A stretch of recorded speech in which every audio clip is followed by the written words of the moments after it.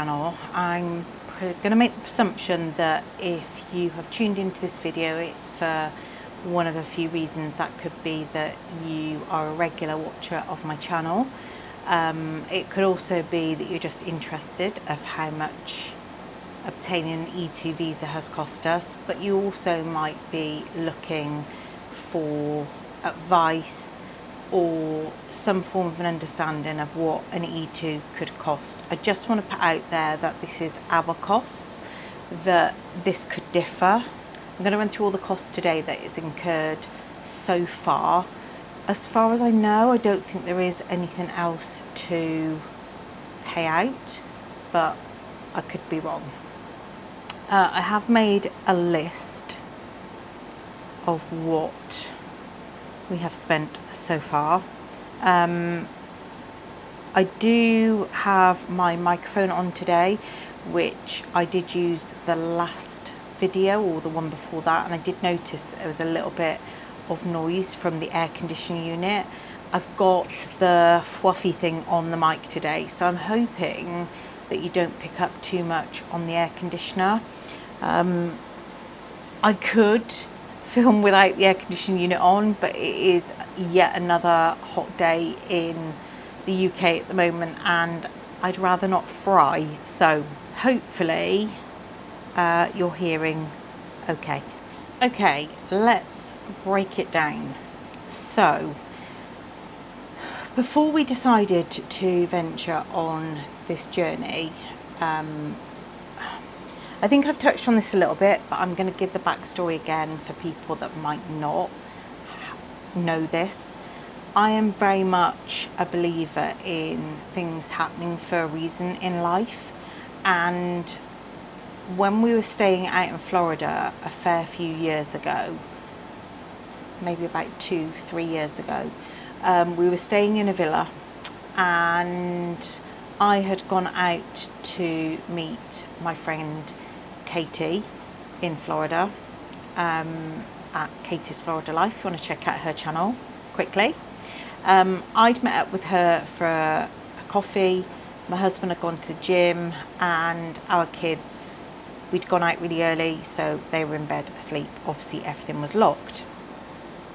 I was still chatting away to Katie. My husband had finished at the gym. Katie gave me a lift home, so my husband got back to the villa first.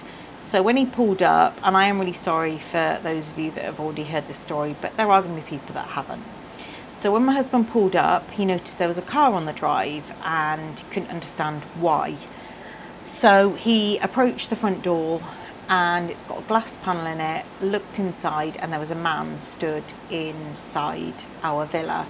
Long story short, he was a lovely guy, a British guy, who did property maintenance for the property we were at, but he got the wrong address that day and shouldn't have been doing the property maintenance at our particular property. He was an absolutely lovely guy.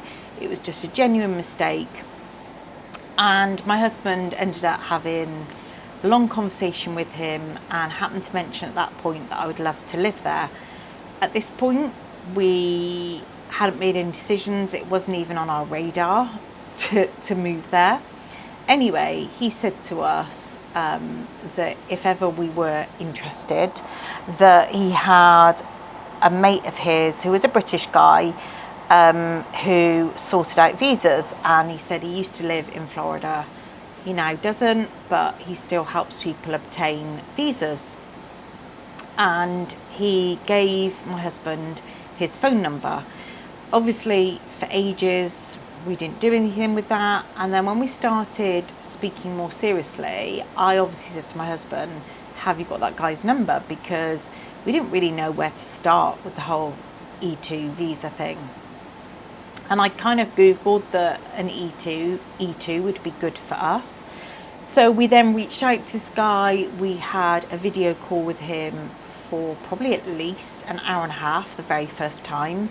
A really lovely guy. And yeah, he ran through what service he provides, and obviously he helps people obtain E2 visas. The business that he owns and I'm presuming it's him that owns it, is called E2 Visa Express. I'll try and link, well, not try, I will link those details below for you. I have linked them in a previous video, but obviously we are just delving into today what an E2 visa costs. So I will put all of those details below. His name's Carl, he's really lovely, and he has really helped us along the way. He also gave us advice on kind of business to buy, which ended up being something other than what we thought we were going to do. So originally we just pulled out the hat. We thought that a pool cleaning business would, you know, be a good one to go for. He advised us against that because he kind of said that it was really cutthroat and, you know, a few other reasons, and advised us on a cleaning business. We have now purchased that cleaning business. So I'll run through a little bit of what we paid so far. So the fee to Carl is, I think it's £2,995 or £2,999. I've put 3,000. Let's just round it up. So for £3,000, he, and it's pounds not dollars, he puts together a business plan. He guides you through the E2 visa. There are certain parts that we fill out ourselves, that like the DS-160 forms we filled out ourselves, but he is essentially giving us advice all along the way, and then he puts a business plan together which then gets sent off to the embassy as a huge package. So his fee was £3,000. So the business itself, there is no criteria on what is a minimum amount to invest. We've chosen to invest $100,000, which was about £73,000. So again, you know, that's probably the biggest outlay to everything that we've paid out for the E2 visa. Essentially a business, but a business that is going to be providing us with an income. So hugely important part of the whole move and obtaining an E2 visa. So we had to pay 750, I think it was dollars, it might be pounds. I've written pounds, so let's just go with pounds. £750 to register the business out in the US, which again, that is a colleague that works alongside Carl. I've got £1,000 for the visa appointment. I don't know, I should really have had that. £1,000 for the visa appointment. You don't actually pay for the appointment. I'm not sure what that is, and I probably should have been more organised when I did this. I've got it all written down or typed up on my phone, that my husband broke it down. So I'm not sure what the £1,000 for the visa, it's obviously something to do with the visa.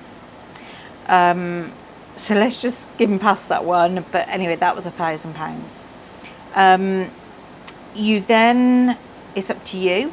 You've got two options. You either go back to the embassy to collect your passports, which for us would be an inconvenience really when we live about 2.5 hours away. So we've paid £120 for our passports to be returned to us. I think that is just a set fee that they charge. Obviously, if you live near London, then it'd be a lot easier for you to just, you know, go back and pick up your passports. But it wasn't really what we wanted to be doing, especially when it's kind of like a 5-hour round trip. So yeah, we've paid £120 for our passports to be returned to us, because if you get granted a visa, they take your passports off you. Okay, so you're also advised to take US passport sized photos, which are actually slightly larger than UK passport sizes. So we chose to actually go somewhere to have these photos done, because you can do them online, but I don't know, for me, I just think if you're going to a proper place that has the cutter as well, that cuts them out perfectly, you're 100% getting the right size. For me, it was just worth it. And I think to do it online was about £11 each, and I think to do it in person was just under 15. So that's another outlay. We've paid £60 in total, but obviously we've gone in person to a shop, which I think for an extra like £4 per person, if that, I just think it's worth it, just to know that you've got the exact correct size, it's cut out professionally. I just think it was worth it, so I'm really glad that we did it that way. We have created our own website for our business. You don't have to do this. It's something that we wanted to do. We're taking the whole E2 visa process really seriously, which I think you should do. But also, this business is going to be our livelihood. It's going to be how we bring in money, how we survive in the US. So we want it to be as successful as possible. So we are very fortunate that my brother-in-law and my son kind of clubbed together and have helped build a website from scratch. We are really lucky. So yeah, that has been built. It's all up and running. And I wouldn't say I had loads of input on the whole website building, but I did have little bits of input, which was really nice, like add-in. So I have designed our logo for our business. I'm not going to go into at the moment the name of the business or anything like that, but yeah, we have chosen a name. We have also, I have created a logo for our business, which I'm really proud of. And it was kind of the vision that I think that we were looking for.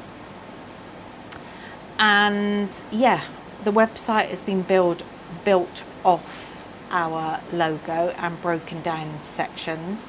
So in order for that domain on a website, that's going to cost us $130 per year. So that's nothing that obviously we've paid up front. We've also decided to have a virtual office in Florida.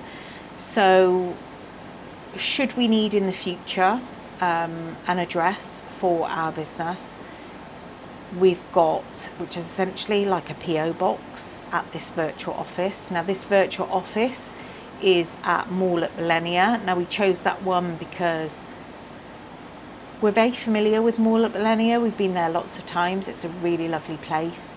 And yeah, it's just something we really felt happy with, having a virtual business there. We can at any point change that to a physical premises. Obviously there would be a cost incurred with that, and that might be something down the line that we feel we need. But at the moment we've got a virtual office that is costing us $80 a month for that. Again, it's not something you have to do, but we are incredibly serious about this business, and we want to do everything in our power to make it as successful as possible. So yeah, we have gone out and done everything we feel we can do to put the foundations in to make this business as successful as we want it to be. So that's kind of a breakdown of what we have paid out so far. There are other things that we do want to do before we go to Florida. And you might ask why, but there's certain things that we want to have in place so that when we get there, it's going to be potentially a stressful time as it is. We're going to be moving into a home. We're eventually going to have our belongings arrive. We are going to be shadowing the people that we're buying the business off. And yeah, it's going to be a very hectic time, not to mention things like food shopping, finding our feet, me getting used to a new car. There's going to be so much going on. So I do feel I want to try and make our lives as easy as possible so that when we do get there, there's certain things we don't have to worry about. So we've made the decision that we want logo, essentially like a sports top. I just think that's going to be really sensible in the high hot humidity, and obviously we're going to be cleaning. Yes, properties do have air conditioning inside, but it doesn't matter, you still get hot, it's still cleaning. So yeah, we haven't bought any yet. There is a shop not that far away from us that we drive past all the time. My husband's been in and got kind of a roundabout price, which I think was around about £10 for the t-shirt, and I think the printing might have been around £5 per t-shirt. Don't quote me on that, it's just kind of like a rough sort of figure. So we'd like to go out with a little stockpile of t-shirts, maybe, I don't know, 2 or 3 each, that obviously we can wear. It's a form of advertising as well, which I think is really good, because nobody knows about your business unless you advertise, do they? So yeah, so that's something we want to do. Again, that's not a necessity, but that's something that we have chosen that we would like to do.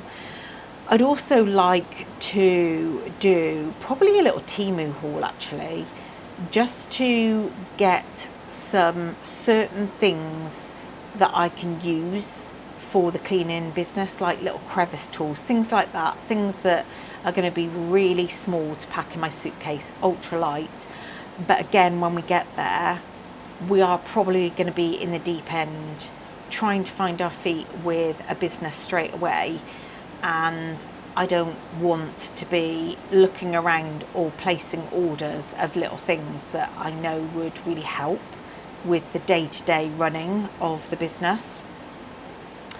So yeah, that won't be a lot. We all know Temu is like super cheap, and it's just little things, you know, like crevice tools, just things on there that I know are going to help.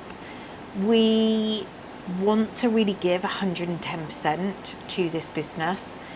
Having been out to Florida quite a few times and having staying here, which we've been here for, I don't know, it's probably about 6-7 weeks now. I can't actually believe that. It's quite shocking at different levels or standards of cleaning, let's put it that way. Now, it's really hard because I don't know whether I'm, you know, really OCD with cleaning, so I see things that people don't, or I have a different attitude towards cleaning. I don't know. But we want to provide really high standards when we clean. I do not want to be receiving any form of complaint. I want those standards to be set straight away. And thankfully, I'd say I am definitely not diagnosed or anything. I'm definitely OCD, definitely. And I'd say my son is as well, actually. He's a little bit of a clean freak. He is really sensitive to, you know, dirt or smells. He just doesn't like it. So, and I'd say my husband is pretty much the same. He maybe doesn't see things as much as what I do, like skirting boards and things like that. But I do very much think that when we're cleaning for a business, I think, you know, he will. He's also, many moons ago, from a military background as well. So yeah, is used to seeing those fine details. So I'm not really worried about the business and what level of service we're going to be providing, because I think we're all on the same page in this family of having very, very high standards. And yeah, I want people to come into those rentals, they're on holiday with nothing to worry about. I don't want them worrying that this wasn't clean or that wasn't clean. I want people to just go in and enjoy their holiday. So yeah, I am going to look at purchasing a few of those items that is going to give that level of cleaning that little bit extra. You know, I don't want to be ignoring those little details or not having tools that I can't get into a little crevice or behind the taps or things like that. So yeah, I'll probably do a little Temu order. Sorry, I've got a very dry throat. It's talking too much. But yeah, that is kind of what we have paid out so far. Obviously, everyone's journey is going to be very, very different. If you were to use an immigration lawyer, I think an E2 could cost you around about, I'm going to say between about £7,000 and £10,000. Don't quote me on that, but that's kind of what I've seen or I know that other people have paid.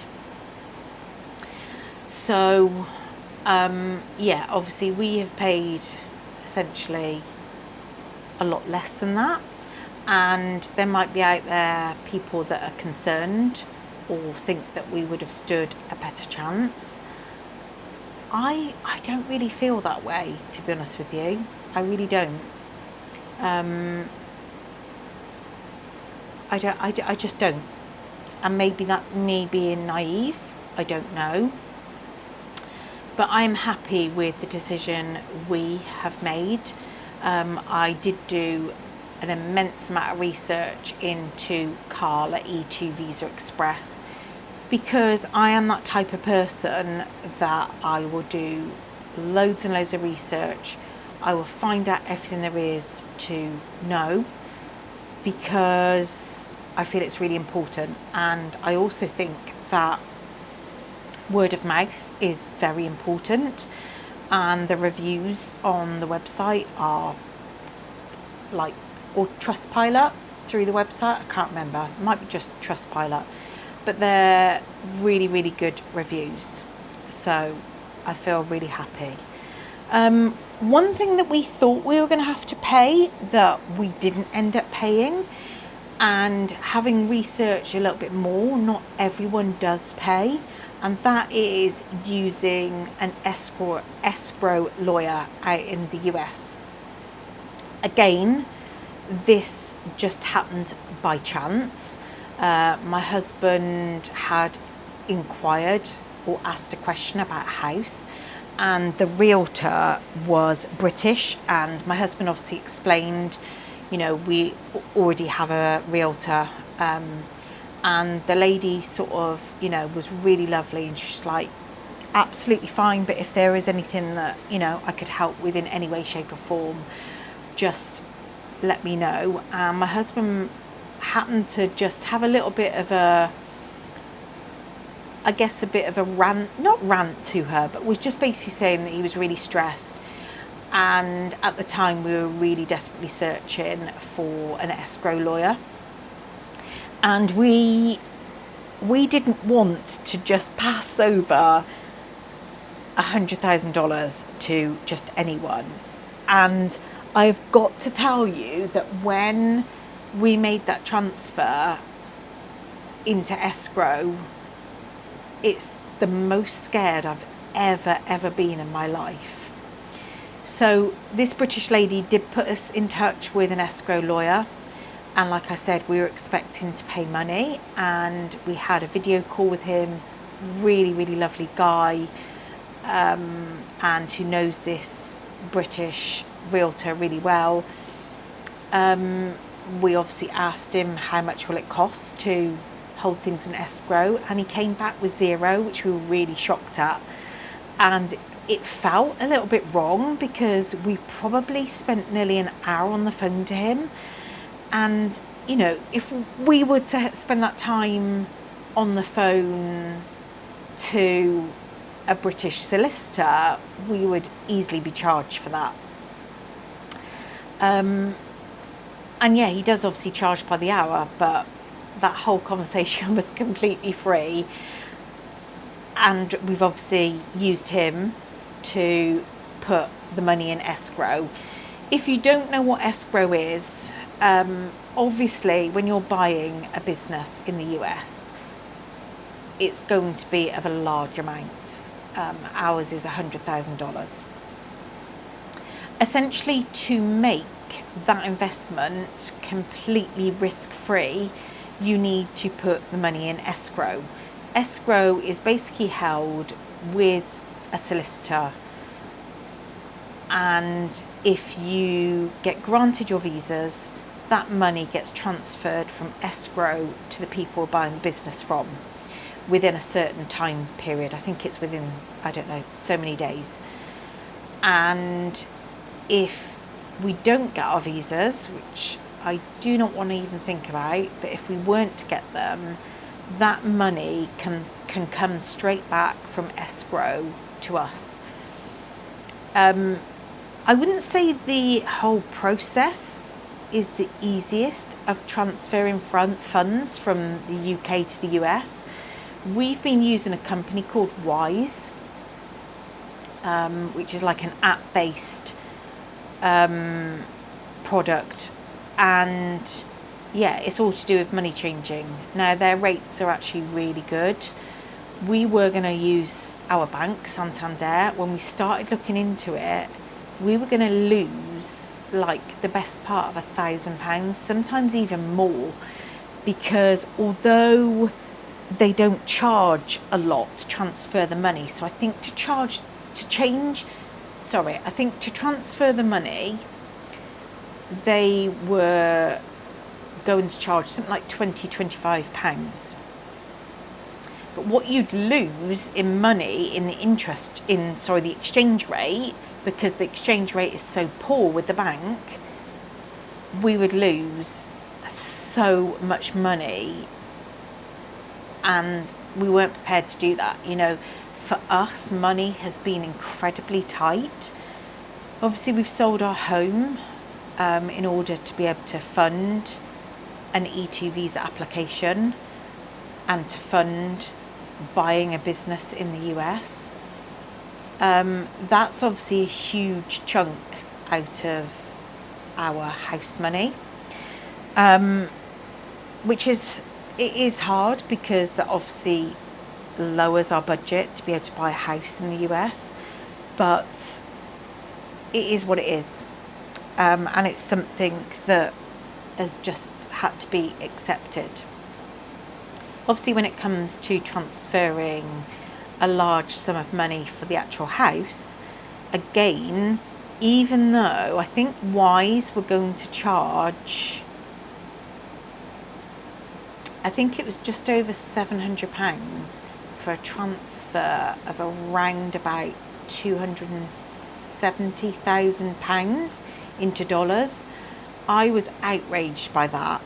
Outraged, because that fee is huge.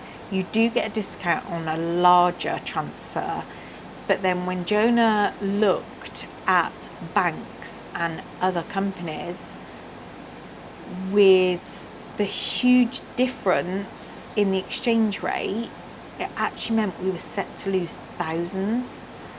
So although their fee is eye-watering, you're getting such a good rate on the exchange that actually it works out cheaper, or better for us, should I say, to take the hit on the fee with Wise rather than take a hit on the exchange rate. And it doesn't really matter where the money's going. It's, you know, you could look at Santander have only costing us £25, but if we're set to lose thousands because of their poorer exchange rate, then it makes sense to go through Wise. That I wouldn't say is an easy process in the slightest. We decided to go into the bank to try and make the large transfer for the business. And then while I was in there, my proportion flagged up as like, I don't know, flags up for security. So I then spent nearly the best part of an hour on the phone in Santander speaking to somebody to run through security questions. My son's proportion of the investment just went straight through. So, I understand they've got to do security checks, but yeah, that was stressful and a nightmare, nowhere near as easy as what I predicted it to be. So with our visa, it is very different. We have got 2 people investing in this business, and that is myself and my son. So I really hope that's not going to affect us obtaining a visa. A cover letter has been given and evidence of Ethan's anxiety and social anxiety. But I just wanted to add that I know it's not into like the financial bit, but it is also because he is also an investor in the business, and I didn't want you to be led to believe that there is just one investor, which is me. My husband will be coming out on a spousal visa, and at present he's got no plans to work in the US, more helping with our business and helping it grow. We want to grow it as much as possible. I feel like I'm going to be very proud of this business, and I'm really excited for our future. But if you are looking to do the same, or you are, I don't know, at the very start, or any part of your journey that you want to know a little bit more about an E2 visa, what it entails.